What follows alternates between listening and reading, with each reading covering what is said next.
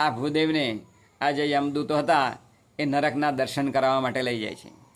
તો કેટલાક પાપી લોકોને યમદૂતો બાંધી અને બરાબર મારપીટ કરતા હતા. કેટલાક પાપી લોકોને એ તેલના જે ઉકળતા કુંડ હોય એની અંદર ઉકાળતા હતા. કેટલાક પાપી લોકોને એ ફાંસી આપતા હતા.